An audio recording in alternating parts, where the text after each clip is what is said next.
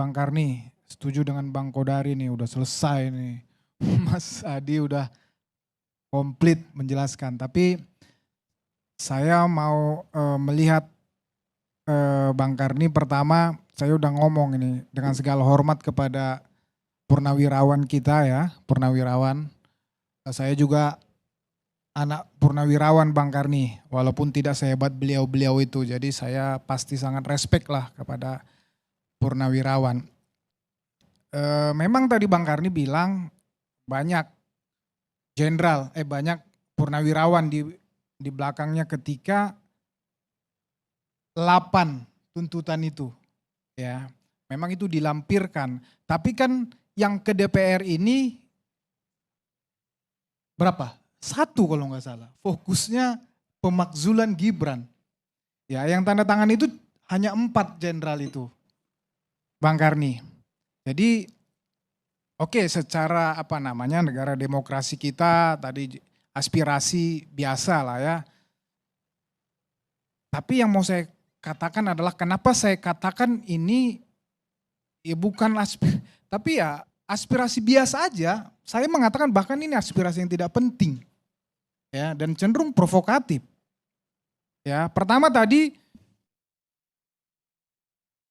forum purnawirawan ini itu saya melihatnya hanya 4 orang ini saja dan bisa kita lihat latar belakang beliau-beliau ini ke belakang berada di mana ketika Pilpres. Yang kedua, jadi ini saya melihat hanya individu-individu jadi terlalu elitis, Bang. Terlalu elitis ini isu ini, Bang. Ya. Ya sah saja kita mengatakan beliau-beliau ini orang-orang yang belum move on gitu loh. Ya. Sabar, kenapa? Masih ada 2029 kalau pengen mengambil alih kekuasaan lagi, kalau pengen merebut kekuasaan. Nah, kemudian ya saya katakan provokatif. Kenapa ini saya katakan provokatif, Bang Karni ya? Dasar mereka ini kan putusan MK ya, 90 Bang Karni, tadi udah dijelasin. Ini syarat pencalonan Bang, syarat pencalonan dan ini sudah tuntas sebetulnya. Ya, Bang Refli nanti nambahkan jelasin. Ini udah tuntas, proses mekanisme untuk mempertanyakan putusan ini sudah tuntas semua. Ya, beliau-beliau itu di dalam usulannya itu mengangkat undang-undang kekuasaan kehakiman. Ya, yang kira-kira menyatakan kalau ada konflik kepentingan keluarga harusnya keputusan itu bisa dibatalkan kan kira-kira gitu. Nah, sementara yang namanya putusan MK, yang namanya putusan MK itu diatur secara khusus oleh Undang-Undang Dasar kita, Undang-Undang Dasar 1945 bahwa putusan MK itu final dan mengikat. Sementara tadi Undang-Undang Kekuasaan Kehakiman itu di bawah Undang-Undang Dasar. Artinya Undang-Undang Kekuasaan Kehakiman itu tidak berlaku terhadap putusan MK. Kan begitu. Nah, itu satu hal. Kemudian kalau mendasarkan dengan putusan MK yang saya katakan tadi, Mas Adi juga sebagai syarat pencalonan, harusnya ini satu paket dong dengan Pak Prabowo, kan begitu. Ya, presiden dan wakil presiden karena putusan MK itulah ya Pak Prabowo bersanding dengan cawapres Gibran. Nah, artinya yang dipermasalahkan sebetulnya itu yang kenapa Pak Jokowi mengatakan ini satu paket. Karena memang sebagai syarat pencalonan. Tetapi ya saya katakan tadi semua itu sudah dilewati, sudah selesai. Nanti dikatakan lagi ada putusan etik terhadap Anwar Usman. Itu juga sudah dijawab dengan putusan pengadilan juga. Jadi benar-benar sudah selesai, Bang. Ya, itu yang mau saya katakan, tidak ada lagi sebetulnya alasan yang ya mengada-ngada lah Bang. Makanya saya katakan itu tidak penting. Ya. Kemudian saya sambung lagi sedikit lagi tadi, nggak tahu karena ini syarat pencalonan kenapa fokusnya misalnya saya katakan tadi provokatif, kenapa fokusnya hanya ke Gibran? Apa beliau-beliau itu nggak berani sama Presiden Prabowo? Makanya saya katakan artinya mereka itu mau mengajak Pak Prabowo mungkin supaya nih kontra dengan Gibran Solo. Kan kira-kira itu terus kan narasi yang dimainkan. Saya bisa saja mengatakan seperti itu. Makanya saya katakan provokatif, Bang. Kemudian yang saya mau tambahkan lagi, nah nanti juga pakar tata negara, tadi juga Mas Adi udah mengatakan ya kan ada 6 syarat itu ya, pelanggaran hukum ya. Kalau oke lah, saya sepakat ujungnya ini di parlemen ya, tetapi kan masyarakat akan melihat nih, karena konstitusi kita mengatakan terbukti pelanggaran hukum, Bang. Oke, nanti di MK yang membuktikan. Tetapi secara kasat mata, secara gamblang masyarakat akan melihat nih. Ya, masyarakat melihat pelanggaran hukum apa ya yang pernah dilakukan Gibran. Ya, pengkhianatan terhadap negara, korupsi, suap, pelanggaran tindak pidana berat lainnya apa? Di proses hukum aja tidak pernah, kan begitu ya. Jadi tersangka aja tidak pernah. Sehingga kalau konstitusi ini dikangkangi oleh prosedural, katakan langsung lompat kepada parlemen, ya saya rasa ini juga bahaya, Bang. Masyarakat bisa melihat, ya masyarakat juga akan terpecah stabilitas, ya karena mengangkangi hukum yang saya katakan tadi, mengangkangi konstitusional. Jadi saya juga percaya stabilitas politik ini akan goyang, Bang. Ya, itu satu hal. Kemudian juga legal rationnya saya bilang tadi di mana ini? Ya, sebagai pakar hukum kita, ya masyarakat hukum harus mempertanyakan ini. Di mana rasional hukumnya ini, legalnya ini, kan begitu. Nah, kemudian juga banyak hal, kedaulatan rakyat juga dikangkangi nanti di sini. Kalau kuculuk-kuculuk misalnya ini tadi langsung lompat ke parlemen konstitusi, balik lagi prosedural itu, loh jelas kok. Dan 58% Gibran ada di situ.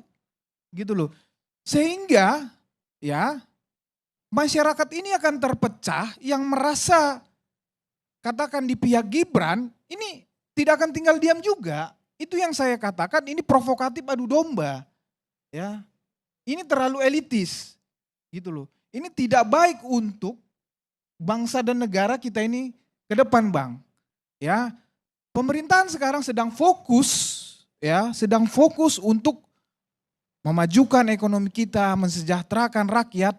Jadi dengan usulan isu-isu seperti ini, justru ini akan mengganggu stabilitas politik kita, ya akan memberikan. Iya, halo teman-teman, kembali bersama saya di channel ini. Salam inspirasi, salam NKRI harga mati. Ya, bersama saya di channel Indonesia 2045 yang membahas seputar politik, pendidikan, dan juga budaya. Menarik sekali penyampaian dari Wakatum Projo. Ya, tentu beliau ini ya di barisan pendukung Prabowo Gibran, terutama Gibran sih sebetulnya, dan keluarga Jokowi lah lebih tepatnya. Beliau ini sering sekali membela-bela terus, ya namanya juga wakil ketua Projo, ya relawan Jokowi. Ya meskipun Pak Jokowi sekarang tidak lagi menjabat, ternyata mereka masih loyal pada Jokowi, ya Gibran, ya. Dan di sini kalau kita melihat bahwa tuntutan pemakzulan atau usul pemakzulan Gibran dari wakil presiden itu sangat menggelegar, dan terus hampir setiap hari dibahas beberapa bulan ini. Ya, pemakzulan sudah sampai ke DPR. Ya, surat yang disampaikan. Nah, ini sudah terus bergulir. Nah, kita nggak tahu sampai kapan. Tapi dari penyampaian yang saya lihat dari penyampaian beliau ini ya, jadi dikatakan bahwa barisan sakit hati lah, belum move on lah, dampak pilpres lah, itu sering disampaikan beliau ini. Jadi tidak ada semacam tanggapan yang mungkin saya rasa bisa diterima secara logika, nalar berpikir yang sehat, kan begitu ya. Jadi ya, kalau ada tuntutan serius, ada petisi serius seperti ini, kenapa ujung-ujungnya ditanggapi dengan itu barisan sakit hati, ya kalah pilpres, belum move on dan lain-lain. Saya rasa kurang tepat kalau mengatakan seperti itu. Ya sebetulnya kita bukan ada di pihak manapun, ya, kita tetap dukung siapapun yang mungkin benar, kan begitu ya, yang bisa diterima, yang bisa masuk akal, ya kita dukung ya. Tetapi ya itu hak dalam berbicara, sebetulnya hak beliau berpendapat gitu ya. Tapi di sisi lain bahwa ketika ada tuntutan seperti ini, ditanggapilah dengan tanggapan yang mungkin kita sebut berbobot lah gitu ya. Kenapa ujung-ujungnya nanti akan ya dampak pilpres, ya barisan sakit hati, itu tuh sering-sering tuh ya saya baca, aduh itu barisan sakit hati, itu begini, itu begoro dan lain-lain. Padahal saya rasa barangkali mereka tidak ada memikirkan hal itu, tetapi mereka memikirkan, si penuntut tadi memikirkan bagaimana arah negeri ini ke depan. Kalau seandainya atau misalnya, ini menjadi kekhawatiran juga sih saya rasa, bagi mereka-mereka yang berpikir untuk mengusulkan agar wapres diganti. Kenapa? Mungkin mereka khawatir kalau Pak Prabowo berhalangan tetap dan Gibran yang menggantikan posisi beliau sebagai presiden. Gibran minim pengalaman, kompetensi, kapasitas beliau harusnya belum nyampe ke sana. Tapi karena dipaksakan, ya udah jadi RE2. Tapi kalau seandainya Pak Prabowo berhalangan tetap, Gibran yang maju, mau dibawa kemana negeri ini? Mau dibawa kemana bangsa ini? Dengan pengalaman yang minim yang dibawa oleh Gibran. Itu yang mungkin dikhawatirkan oleh bapak-bapak TNI ini ya, purnawirawan ini, kan begitu kurang lebihnya ya. Jadi ditangkapi dengan ya dengan bijak lah, saya rasa sih seperti itu. Jangan sampai berlarut-larut berpikir bahwa dampak ini, dampak itu, dampak ini, dampak itu.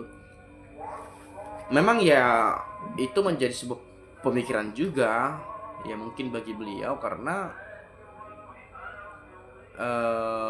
orang-orang purnawirawan yang menuntut atau yang mengusulkan ini ya itu pernah menjadi tim sukses, pernah jadi ini, pernah jadi itu di pilpres lalu. Jadi ya wajar saja sih sebetulnya kalau ada muncul pikiran seperti itu. Tapi saya rasa ya jangan berlarut-larut lah ya. Setiap debat saya temukan itu aja tanggapannya, kan begitu. Tapi it's okay lah ya, itu sah-sah saja dan itu hal yang lumrah. Tapi ini perlu saya tambahkan ya, kita bukan berpihak pada siapapun, kita berpihak kepada kebenaran gitu ya. Dan di sini kalau saya melihat memang tidak mudah ya, tidak mudah untuk memakzulkan seorang wakil presiden, apalagi presiden gitu ya. Tidak mudah, tidak gampang, dan itu sangat rumit nanti prosesnya. Tapi ini ada tapinya juga nih. Meskipun rumit, meskipun tidak gampang, meskipun tidak mudah, bukan berarti tidak bisa, bukan berarti tidak dapat dilakukan, bukan berarti tidak dapat diwujudkan. Tapi prosesnya akan panjang. prosesnya akan rumit, kan begitu kurang lebihnya ya. Dan harus ada apa namanya, gonjang-ganjing politik yang sangat kuat di sini. Ada pertarungan politik yang sangat hebat nanti di sini. Ini bukan lagi berbicara tentang hukum, tetapi nanti pasti pertarungan politik itu akan besar, ya, dan besar sekali. Saya yakin sih, ya. Kemudian kalau saya melihat di sini ada penyampaian teman-teman kita, saya akan coba baca ya. Gerombolan sebelah selalu bikin gaduh terus, emang wajib dijotosin satu-satu biar nggak gaduh terus. Mau-maunya dibodohi orang-orang nggak bertanggung jawab, nggak punya jabatan koar-koar. Dulu ada Fadli John, Ferry Hamzah, Refli Harun, Anis Balada, dan sebagainya selalu fitnah sana-sini setelah menjabat diam seperti kebo. Dulu Tua Bangka Amin jadi pejabat diam. Dulu ada Tri Sutrisno jadi wakil malah diamnya minta ampun. Wakil sebagai simpul saja. Mau dibanding-bandingkan sama siapa ayo?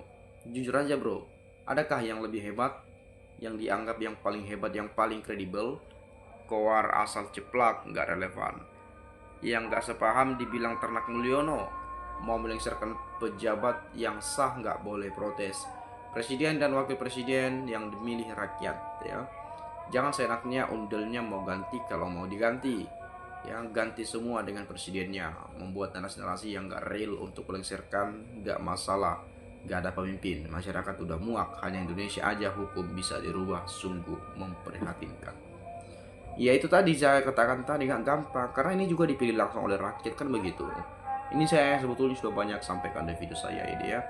Mungkin teman-teman kalau ada pendapat lain bolehlah silahkan sampaikan di komentar pada video ini. Mungkin itu saja dari saya. Terima kasih. Saya ucapkan sekali lagi salam dan sampai jumpa.